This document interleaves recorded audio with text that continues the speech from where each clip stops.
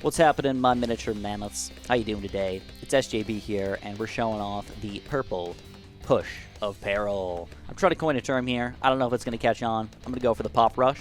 This is the purple push of peril. You like it? PPOP? Alright, anyways, this is seriously the best rush in the game right now. I highly, highly, highly recommend it to you guys. You're going to win probably 75-80% of your games just by doing this rush right here. And the great part is it does not put you in a spot where you can't still come back, defend, and do other things if this rush does happen to fail. So what you want to do is as soon as you see round 10 pop out, start to prepare. Make sure you've got a decent amount of money saved up, usually around $3,000. And start clicking this purple button right here. Just start clicking it. Click, click, click, click, click, click, click. You can use the hotkey as well. Just hold it down until you send out either all of your money or close to it. And you're going to notice most players, if not all of them, just cannot defend this rush at this point. They just can't do it. With a Buccaneer, an Elk Buccaneer, a Quincy ability, a Battle Energy, Attack Shooter, everything combined together, you still just can't handle it. And what's awesome about this is when you get quick wins, you get quick trophies, you get quick monkey money, you get quick badges, and you get quick experience for all your towers here, so you can end up leveling them up even more and own people even further. It's a really, really nice, easy, fast, quick win strategy. So what we're going to do today is we're going to show you guys 3 versions of this strategy on a variety of maps. And then the 4th time around, we're going to show you guys the strat from the beginning to show you guys how to eco properly, get your towers up, and make sure you're kind of all set up for this rush to actually work. And show you what to do if it fails, which I think is important.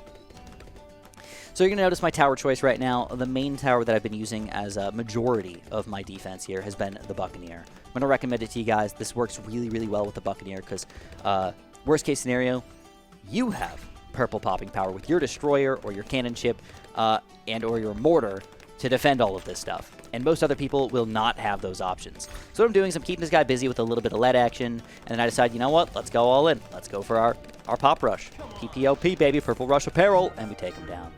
I don't want to call that easy peasy, but it's just so quick. It just happens, you know, and it's kind of nice. So here we go. We're on the longest map in the game right now. And you would assume that anybody could take down a bunch of purple balloons on the longest map in the game. Maybe. Maybe eventually. Maybe when nuclear subs become commonplace, this is going to be no longer even a frickin' thing. Maybe when really nice cannon ship upgrades become common, this is no longer going to be a thing. Maybe when mortars are actually commonplace, this will no longer be a thing. But as of right now, this purple rush apparel is seriously OP. It is almost unstoppable, and you're going to see it in a lot of your games coming out against you as well. So I'm going to make a video in the future, if you guys are interested, showing you how to defend against this as well. But the main goal of right now is just to show you how to kill people with it, because you don't even need to defend it if you can kill your opponent with it first. So again, we've got a bunch of income, over 1,000 income at this point, still able to get enough money to defend here with extra mortars, Buccaneers, and everything all set up for myself. As soon as round 11 hits, we get ready to rush with this gigantic purple rush right here. So I send it all out. I go full out, man. I spend all of my money, all $3,000, $4,000 plus here, and it's, you know, even through double cannons, double Buccaneers, a Quincy, his Quincy ability, his battle energy, everything combined together, we are still going to take this guy down on the longest map in the game. I don't think he misplayed that. I don't think he did a bad job. It's just that the purple balloons are so gosh darn powerful. So that is kind of 3 setups here, showing you guys how the purple rush apparel can actually work. So let's try it out from the beginning of the game. This is the strategy aspect. How do you pull this off? So my current 3 main towers in the game are going to be the Buccaneer, the Mortar, and the Wizard. I've been switching it up between all these different towers. I've not been trying to push up to 3rd tiers and 4th tiers. I've been using variety strats. I like using varieties of towers, and I think, you know, with the system in place right now, it's going to kind of suck for me, but I think in the long term, I'm going to have the most fun. I don't think I need to win every game to have fun. I think I need to play with different strategies and different rushes and different things and kind of explore the game. So first, let's talk about the strategy a little bit, then I'll talk about purple balloons and why they're so powerful, and then we'll go for that rush. So the first thing about all of this is getting economy going. I've made an economy video. I'm not sure if I'm going to upload it before this or not, but I've made that, haven't uploaded it yet. But I do have an economy video ready to go for you guys, and that will explain this in a lot of detail. I feel like I've gotten really, really good at economy after using graphs and everything to understand where I'm going. But the main idea is to go group reds, into group blues, into group greens, as long as you're not, as long as you don't have no money. You always want to be sending out a balloon. All right, if you're not sending out a balloon, if like you've run out of money sending out group greens, switch to something else. switch to spaced yellows, switch to spaced greens, switch to spaced whatever. Just always be sending out balloons. Try to keep the minimal amount of money in your pocket as possible, while also defending, of course, all the balloons. I mean, First Blood is nice to have on your opponent, but usually, if that's going to allow you to win the game instead, you're better off doing that. So, be greedy, in my opinion, and just hope for the best, I suppose.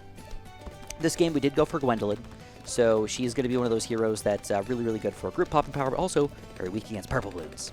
So let's talk about the purple balloons and what the deal is with these guys. So first of all, purple balloons are very, very quick, and they're going to have balloons inside of them. They're going to have the purple layer, and they're going to have pinks inside of them. So now you have to pop 2 of the fastest balloons in the game in a row. All right, it's basically a 6th layer on a pink balloon. It's kind of ridiculous. And that 6th layer has 2 really crazy properties to it, or almost 3 real crazy properties to it. It's got the power to deflect fire, is the easy one to understand. Anything that's fire-related. Gwendolyn's Cocktail, Wall of Fire Wizards, Ring of Fire Tack Shooter, all of those are fire attacks, and the purple balloon just absorb them. They don't just not hurt them, they absorb the attack. So it stops the Wall of Fire from working completely. That's why it can be so devastating. They've also got a magic protection buff, I guess we're going to call it. Magic can't hurt them. So normal wizard attacks, super monkey attacks, like plasma attacks don't hurt them. There's just a lot of magic attacks just that cannot hurt them at all. And that can be difficult. So on top of that, they're grouped. So we've got grouped purples. That means not only do we have to pop that purple layer, we got to pop all the pinks and all the yellows and all the greens and all the blues and all the reds inside of those things. And when everything is grouped on top of each other like that, they're really, really tricky to pop. So you're going to notice that what I was doing is, again, trying to keep my income always wrapping around here, all the way down, trying to keep it as close as I can to 0 without not sending out balloons, unless I decide I'm going to start saving up my money. So I just go for a little bit more defense here with my mortar. I went for a Burning Stuff mortar, and I'm going to go for faster reload and rapid reload, and this is going to be my best way to defend purple balloons. If somebody decides to rush me with purples or camo purples, I've got a Burning Stuff mortar here, which can just chop through that first purple layer, burn the rest of them down, and my cannon ship's also going to just kind of chop through a layer here as well. I feel pretty safe with my mortar, guys. I really am liking this tower, by the way. I know it seems like the most underrated and worst towers in the game. I still think it's going to be a worthwhile tower. So that being said, what you want to do is, if at all possible, get the highest income you can while still saving up about $3,000 to $4,000 for round 11. You can go up to as high as you want, but just make sure you've got that money, and make sure you get a decent defense as well, because you don't want to just get killed by grouped leads or grouped zebras while you're trying to kill your opponent on round 11. So I'm getting myself set up at the very least. I've got a couple cannon ships here, or a couple ships ready to get upgraded to cannon ships if I need them. I've got my mortar here, I've got my bad battle energy, I've got my cocktail ready, and here it is, round 11, huge purple rush, all $4,000 of purples here, and as they wrap around, we're going to continue to send them out here non-stop. He's going to battle energy, he's going to use Quincy ability, and it's still just not going to be enough. These purple balloons are just too freaking good, man. They really, really are.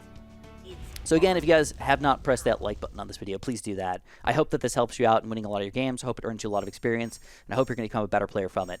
Thank you guys so much for watching, and of course, have a super duper delicious day.